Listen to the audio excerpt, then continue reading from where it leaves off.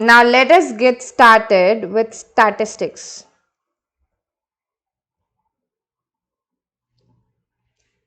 Okay. Yes, ma'am. Statistics का chapter number 1. It is basic introduction. Statistics क्या होता है, उसका मीनिंग, स्टैटिस्टिक्स की प्रॉपर्टीज़ क्या होती हैं, उसके क्या लिमिटेशंस हैं, उसका बेनिफिट क्या है, हमारा स्टैटिस्टिक्स हम जो पढ़ेंगे पूरा subject, what is the benefit underlying, ये सारी चीज़ें हम देखेंगे इन दिस इनिशियल चैप्टर. जो लोग भी न्यू ज्वाइनीज हैं, जिन्होंने लास्ट चैप्टर में बीच में ज्वाइन किया है, उनको भी सब समझ आएगा यहाँ से. ठीक है, do not carry any blockage कि भाई हमको नहीं समझ आएगा. फाइन, सब समझ में आएगा अब यहाँ से. Okay, there is no interdependence of the chapters we studied earlier and now. ठीक, अब सबसे पहले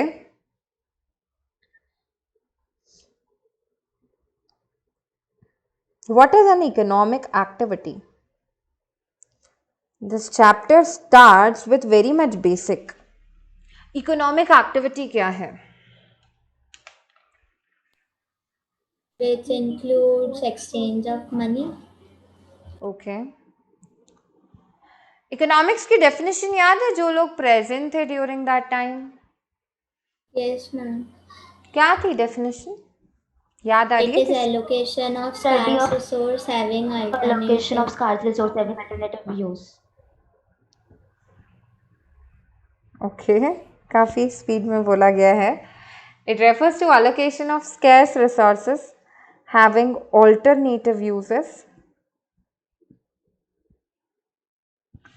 to Ma'am, it satisfy is for use for service or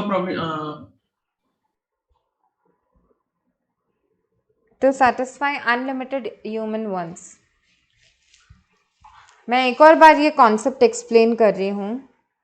generally economics को सबसे पहले जब डिफाइन किया था ना, एडम स्मिथ ने डिफाइन किया था. He is known as father of economics. Okay, तो उसने मेनली वेल्थ से इकोनॉमिक्स को लिंक किया था.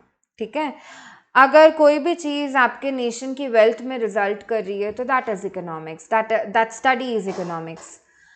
बट ओवर द टाइम दूसरे इकोनॉमिस्ट आए, दूसरे सेट ऑफ थ्योरीज आई और उनको लगा कि नहीं यार, just linking economics to wealth makes it really narrow, उसका मीनिंग बहुत छोटा हो जाता है यार. तो they defined it in a different manner. जो बहुत पॉपुलर डेफिनेशन बनी, जो वाइडली एक्सेप्ट की गई, वो बनी ये डेफिनेशन जो हम प्रेजेंट फॉर्म में पढ़ रहे हैं. ठीक है, it refers to allocation. Allocation का मतलब होता है बांटना, डिस्ट्रीब्यूट करना. ठीक है, ऑफ कैसे रिसोर्स, स्केर्स रिसोर्स. स्केर्स मतलब कोई भी चीज़ जो लिमिटेड होती है, जो कम होती है, उनको स्केर्स बोला जाता है. ऑल्टरनेटिव यूजेस मतलब एक यूज की एक से ज़्यादा यूज.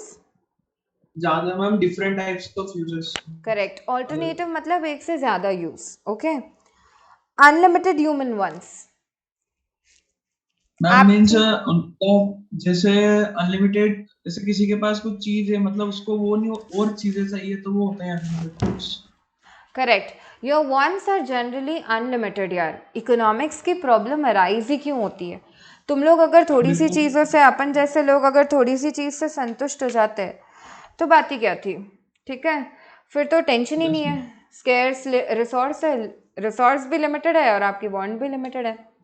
राइट, तो बेसिकली इकोनॉमिक्स की प्रॉब्लम अराइज ही तब होती है जब आपके पास ऐसा रिसोर्स है जो लिमिटेड है, उसके बहुत सारे यूजेस हैं.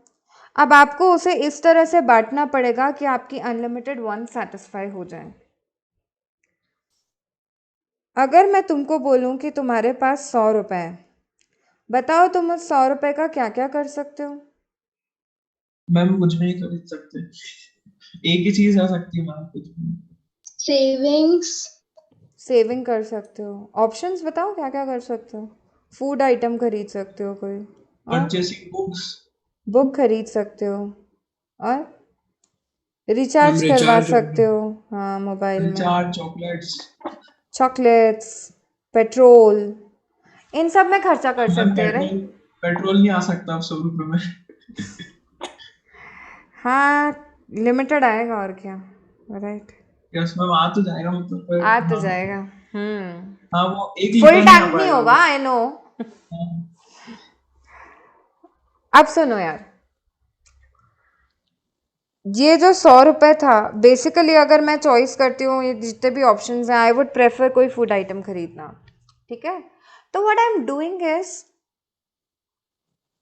ये 100 रुपये मेरा स्केर्स रिसोर्स था क्या? Yes ma'am. इसके ऑल्टरनेटिव यूजेस थे, एक से ज़्यादा यूज, ठीक है।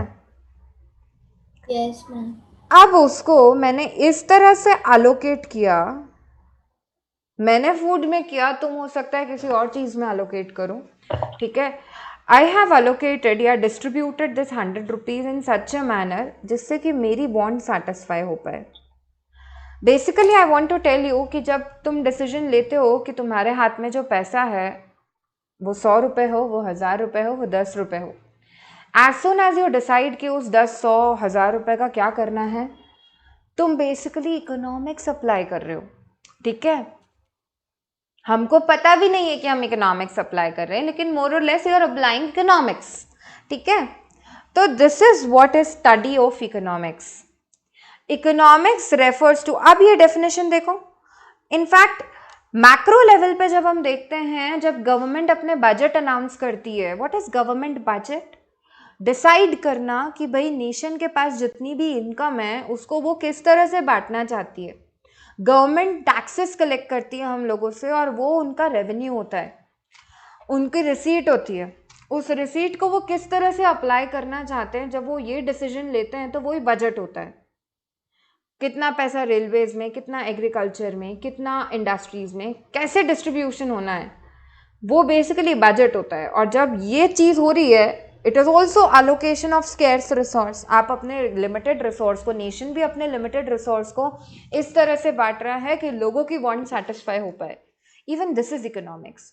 हम, हमारे family members, nation, government daily basis पे इकोनॉमिक्स अप्लाई करते हैं, ठीक है। अरे हाँ, यस मैम। ये डेफिनेशन थी इकोनॉमिक्स की। इकोनॉमिक एक्टिविटीज की डेफिनेशन भी इसी तरह की है। All those activities which deal with allocation of scarce resource having alternative use to satisfy unlimited human wants.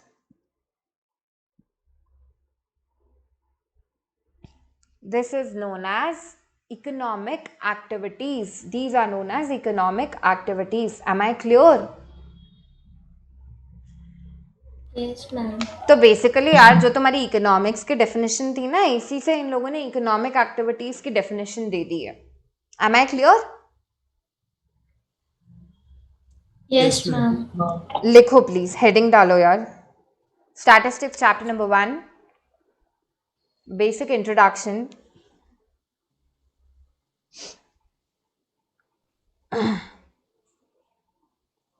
लिखो इसमें इकोनॉमिक एक्टिविटीज, सबसे पहली टर्म जो हम पढ़ रहे हैं, मीनिंग लिखो। all those activities which deal with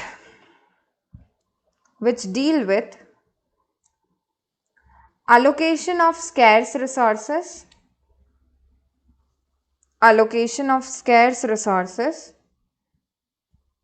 having alternative uses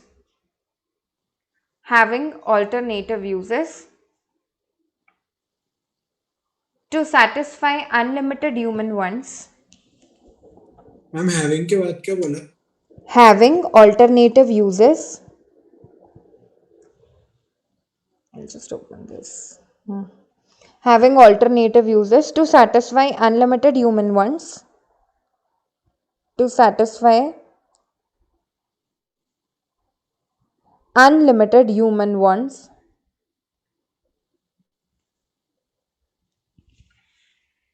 are known as economic activities. Are known as economic activities.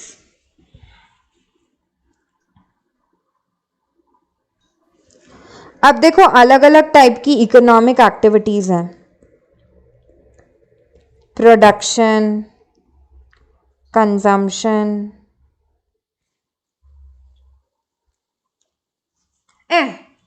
Consumption भी इकोनॉमिक एक्टिविटी है क्या? हाँ भाई, 100 रुपये कैसे खर्च करना है तो तुम कंजम्पशन ही तो कर रहे हो. ठीक है. Yes ma'am. सेविंग, इन्वेस्टमेंट, ये सारी एक्टिविटीज देके रखी हैं भाई. These are the several categories of economic activities. सबसे पहली इकोनॉमिक एक्टिविटी प्रोडक्शन.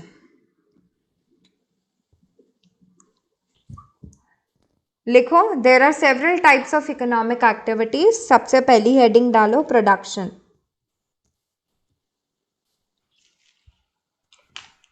जो हम अभी तक डेफिनेशन पढ़ते आए ना प्रोडक्शन की, रॉ मटेरियल जब फिनिश गुड में कन्वर्ट होते हैं तो वो प्रोडक्शन कहलाता है.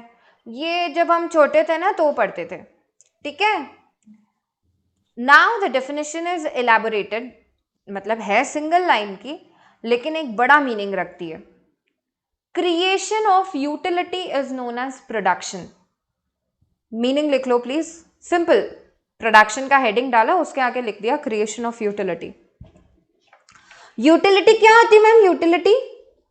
यूटिलिटी का मतलब होता है want satisfying power of a commodity. किसी भी चीज को कंज्यूम करने से आपको कितना सैटिस्फैक्शन मिल रहा है, अगर आप उसको नंबर फॉर्म में मेजर कर पाते तो वो कहलाता है यूटिलिटी. ठीक है. मम्मा आज ये खाना आपने जो बनाया है ना, उसको मैं 9 यूटिल का सेटिस्फैक्शन अलॉट कर रही हूँ. हमको इससे 9 यूटिल्स के बराबर यूटिलिटी मिली. रियल लाइफ में हम ये सब नहीं करते हैं यार. ठीक है. ऐसे नंबर फॉर्म में तो मेजर नहीं करते, लेकिन यस, यूटिलिटी मतलब किसी भी चीज़ से आपको कितना सेटिस्फैक्शन मिला है, अगर उसको मेजर कर पाते तो उसे यूटिलिटी बोलते हैं. प्रोडक्शन का मतलब इकोनॉमिक्स में दिया गया है क्रिएशन ऑफ यूटिलिटी. मतलब अब केवल रॉ मटेरियल को फिनिश गुड में कन्वर्ट करना प्रोडक्शन नहीं कहलाएगा. It has a vast and broader meaning. क्यों? क्योंकि अब क्रिएशन ऑफ यूटिलिटी, अगर आप कोई भी ऐसी चीज बना रहे हो यार जिससे सामने वाले की वांट सेटिस्फाई हो सकती है, तो वो प्रोडक्शन कहलाएगा. तो ऐसी सिचुएशन में इसमें सर्विसेज भी इंक्लूड हो जाएंगी.